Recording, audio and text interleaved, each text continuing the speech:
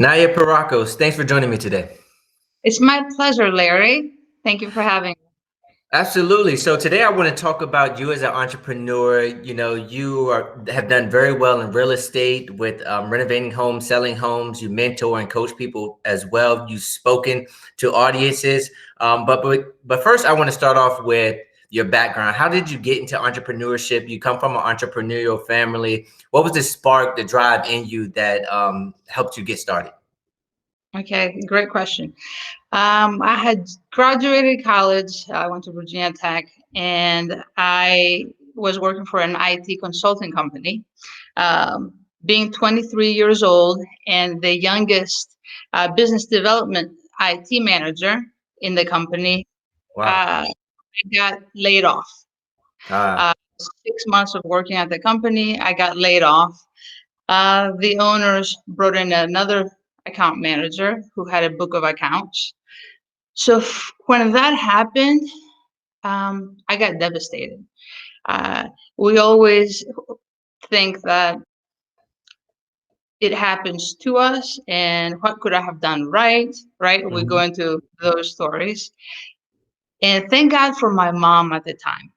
She had been a business owner for many years, Okay. and she gave me the idea to start my own business. And that's how I got into the retail industry. She Mhm. helped me and purchased my first inventory order, and I opened my first kiosk at a local mall. You Okay. know those kiosks that you see in the middle of the stores, right? Yep. So I started out small. So I opened my first kiosk, and as time was progressing, within a few years, I started opening more and more. I had 8 to 10 at the same time. Oh, wow. Uh, I even expanded to local airports. Dallas International Airport, I had a couple there. So, And I'm in my, and you had a workforce that you were managing in these chains of kiosk. Is that right? yes, yes, Okay. absolutely. I did. So being 23 years old, having just graduated college, now I'm like, oh, I'm running a business and I have to manage people. So I Yeah. had to figure things out on my own, right? Making mistakes, figuring out, okay, what sells, what doesn't sell, in the retail industry. But I really enjoyed it. And through that, I did that for 8 years, Hmm. being in the retail industry. And that's how I also got into real estate because being in my mid 20s and making really good money, I said I have to invest it somehow. Okay. Um, and I got my real estate license, purchased some properties, and things went on from there. And so, as far as real estate goes, you said you purchased your first property? Was it a renovation? How did that all come about? Did somebody teach you about the real estate industry before you jumped in? Did you take classes? How did it all formulate? Okay, so when I first got started, no one taught me anything. Okay. I got mentors later on, but when I first got started, I met a local real estate agent, and he said, "Oh, you could buy a rental property." So I purchased a property traditionally, by going to a bank and putting 20% down, Hmm. okay, and getting a rental, uh, putting in a tenant, and cash flowing from there, right? What Hmm. I do now is totally different. Yeah. I don't purchase properties the way I did 17, 18 years ago. Okay, okay. And fast forward to today. You've been in the industry for some time now. I'm sure you've figured out different types of strategy when it comes to making cash purchases, things of that sort. And you also coach and mentor people, which I'm really interested in. How did the coaching come about? Because you could have stayed, just in the same lane, purchasing real estate, um, you know, quote unquote doing it for yourself, but you decided to go out on a limb in addition to that and help people accomplish their dreams and figure out how they could grow and build wealth through real estate. Could you talk some more about that? Yes. So when the 2009 crash happened, and the real estate industry was drastically affected, uh, at that time I had two young boys, actually, and I was pregnant with my third. So my thought was, okay, being a mom, that I need to spend time with my kids, uh, my time is limited. So I figured the most flexible job that I can get into or career would be real estate. Okay. So I reached out to a friend of mine who had been in real estate for a while, and I said, "Do you know someone that can help me?" So she connected me with my first mentor. Mm-hmm. Uh, at that time, I also owned a franchise with my husband at the time, and I had 7, 8 employees. But when Mm-hmm. I met this person, and he was renovating properties in real estate, and he lived an hour away from where I lived. Mm-hmm. So when we had coffee, I said, "Dave, can I follow you around once a week so I can learn what you do?" Mm. I would drive once a week to Fredericksburg and follow him around the whole day, spend the whole day with them, see properties that he was renovating. And that's how I got into into a different aspect of real estate on the renovating side. Okay. Now, I'm learning through this. I'm learning what Dave was doing great. It also took away the fear because I saw properties that had mold, termite damage, fire damage, and I realized that it can all get fixed when you know what you're doing and you have the right team in place, right? Mm-hmm. But there were also things that Dave was not doing right, Okay. and I learned from his mistakes. So I said, okay, well, I don't want to do it this way, and I don't want to risk too much capital. Um, because when you get into the renovating game and you start rehabbing properties, you will run out of your own money, and ultimately you will have to sign your name on a contract and give a personal guarantee to a hard money lender. Okay. That made me uncomfortable because I had rentals that I was afraid I was going to lose if something went south. Okay. So Mhm. you've heard the phrase, when the student is ready, the teacher appears. Absolutely. So that's when my second mentor showed up. Mm-hmm. Okay. And he was out of California, Marco, and he was doing things more creatively and structuring deals on terms, doing things differently. And I, I got involved. I purchased his programs, his systems. I learned from there, and he brought me on board in a very short time frame as one of his national coaches. So that's how I got into the coaching and the mentoring side.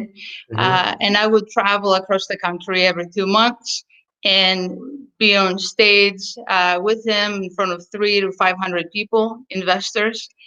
And by coaching investors and spending thousands of hours, you know, on the phone, helping individuals all over the country, I realized that that's my passion. I love to help and make a difference, and I know I can do it. Okay, so you mentioned something very interesting about entrepreneurship. You met someone who was in the real estate market that knew the market better than you did, and you knew that you could learn a lot from them. And you drove, a substantial amount of distance on a consistent basis just to be around them, so you could learn more. When it comes to entrepreneurship, I'm one to believe that you have to put yourself around people you want to become, who have the same goals and who can teach you something more than you already know. How important do you think that is when it comes to entrepreneurship? I think that is everything. That is very important Hmm. because if you have a role model or a mentor who has been where you are, okay, and you want to go where they are, Mm-hmm. okay, you will save a tremendous amount of time, energy, effort, and also it will save you money because being an entrepreneur, trying to figure things out on yourself, Mm-hmm. by yourself, can be challenging at times. We all make mistakes, and you will continue to make mistakes. That's how you learn. But by having a mentor, someone who's been where you are, um, or putting yourself around individuals who have more education, more knowledge, can definitely save you time, money, energy, and you'll get there faster. Yeah, and one of the things that I tell people sometimes as well is that the people that you network with, or even someone who knows what you know, might not be the person that you're going to do the business deal with. You know, it doesn't matter what industry you're in, but sometimes people that you network with and meet are the thing that gets you to the thing. So the importance of having those relationships and maintaining those relationships, I totally agree, 100%. I think another, shortcoming when it comes to a lot of entrepreneurs, and I can speak for myself, is trying to be perfect in everything you Mm. do, trying to figure out how to do everything. When I say that, finance, marketing, whatever industry in, whatever you're selling, trying to be perfect at all of these different things. And I learned early on that it's near impossible and it can be overwhelming and time consuming. And you have some thoughts when it comes to being perfect as well. So I'd like to hear what you have to say about perfection. Yes. Well, perfection is not possible, in my opinion, Hmm. when you're a business owner, right? So if you're waiting on perfecting something before launching it, no Yeah. matter whatever that is, it can paralyze you to the point where you might never do it. Mm. Okay. One thing is always constant, and that is change. Things are Yeah. always evolving and changing. Obviously, you know that firsthand in the IT industry, right? Yep. So Absolutely. we have to be, as a business owner, we have to be willing to adapt and change as well. Hmm. Um, what we think is perfect today is not perfect tomorrow. So as long as we are doing the best we can, okay, with the resources and the knowledge that we have today, okay, and based on the systems that we have built up until that point, we're on our way to having a more successful business. And in one of your articles, you posted about enjoying life while succeeding, and I'm very big with that as well. I think if you're doing what you love, you're automatically enjoying life. But a lot of people, I think, are doing things. They're making a whole lot of money. They're traveling the world, et cetera, et cetera. But they're not enjoying life while they're succeeding. And this is something that you hone in on one of your articles, and I want to hear you elaborate on that a little bit more. Okay, so I like this question. A couple of years ago, I went to a Tony Robbins event, Date with Destiny, and I worked on the purpose of my life. Okay. Um, and my purpose is to be joyful, Mhm. enjoy the present moment, and do the best that I can for myself and others. Okay, so enjoying life is one of the secrets to succeeding. Okay. Yeah. Um, Other ones are being grateful and optimistic. Okay. So when we are grateful for what we have, okay, and optimistic for where we're going, okay, we can enjoy our lives more, which in turn brings more success, okay, both personal and professional. Hmm. So enjoying your life when succeeding is super important. Um, and that is why one of my intentions for this year is to play more, have more fun. Hmm. I- And the more I'm enjoying it, the more creative I'm getting, the more ideas I get, the more fun I have, and the more success I have. That has been my experience the last 7, 8 years. So it's like this full circle of life that you're doing what you love to do. You're succeeding in it as you see yourself, and you're enjoying it while you're doing it. So it just keeps going in this endless loop. And you're saying while you're enjoying it, you're succeeding more, and it just starts to evolve into this big a positive ball of energy, and everything is going great in life. I agree with that, and I think it works the same way as well. I think we get what we want when we least expect it, and when we least expect things is when we're happy and we're not expecting it to come, but that's when it comes in. So that makes perfect sense, and that kind of goes into you coaching and being the mentor. I think you really enjoy teaching people on how to architect their lives to what they want.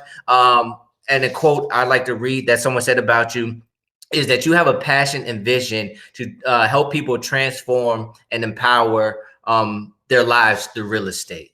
So can you talk a little bit more about your coaching and mentorship? Yes. So my big vision, mission in life is to improve the lives of at least 1,000 individuals Okay.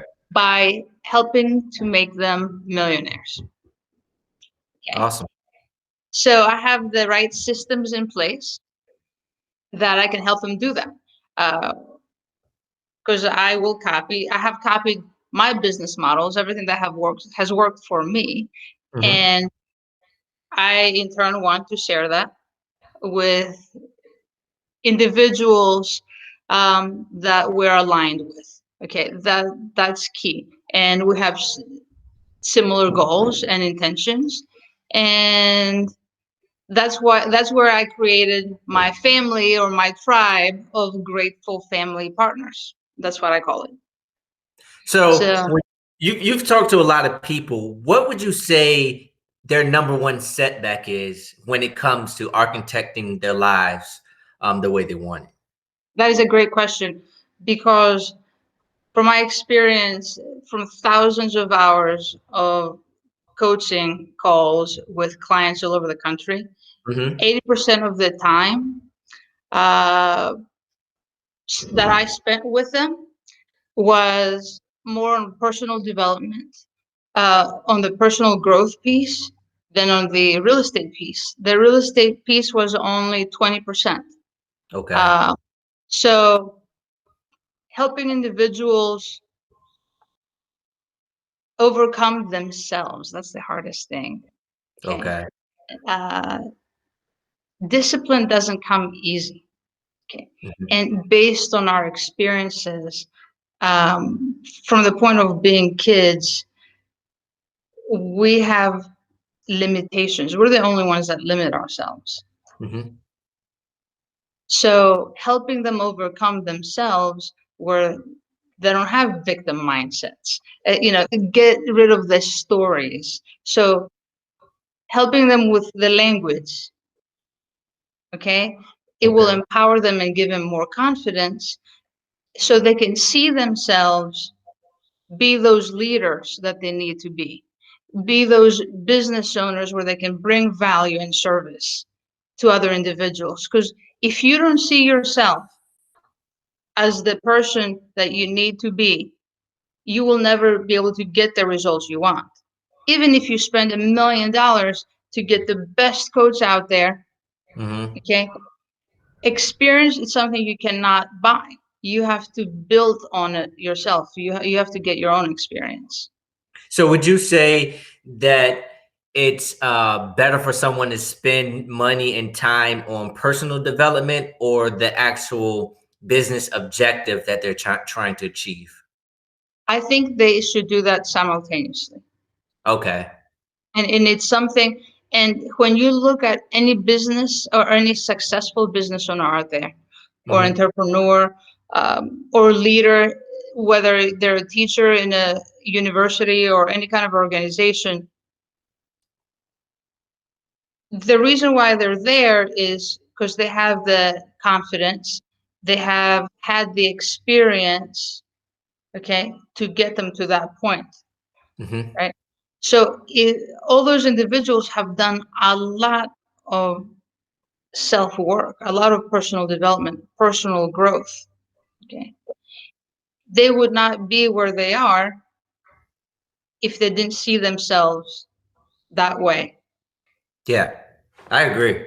I agree 100% that, yeah, you definitely have to see yourself as that person you want to become. And you know, you're absolutely right. If you spend all the money in the world and the best coaches, the best information, education, but you don't see yourself as that person, it would be very hard to rise to that level for which you're trying to achieve. There's no question that you like to help people. I think it's very noble. And the last thing I want to talk about is your impact fund and making a difference. So could you tell us a little bit about what that is? Sure. My impact fund, it's something that I implemented some years back. One of my mentors, Yannick Silver, who wrote a book, Evolved Enterprise. Hmm. Uh, I started implementing this in my acquisitions company here in the DC metro area where I purchase properties. And I have also implemented it into the Grateful Family Partners. Um, I believe as business owners, we can make a bigger impact. Okay. And it's up to us to change our communities Hmm. and ultimately change the world. We have a lot of power Yeah. because of the people that we interact with.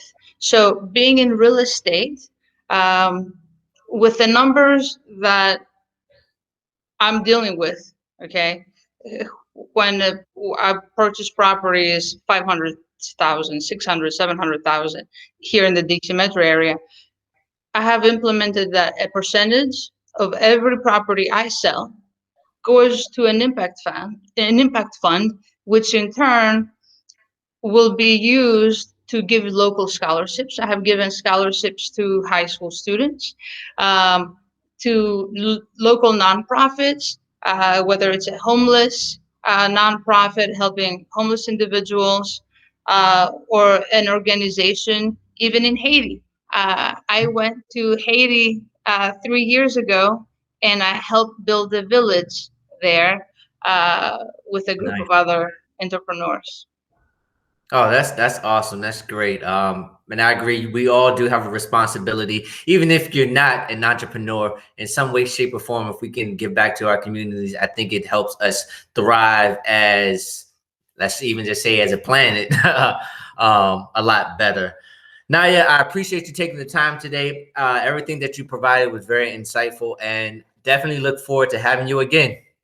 Thank you so much, Larry. Have a wonderful year ahead. And I would love to be part of your podcast again. Thank you. Happy New Year. Happy New Year.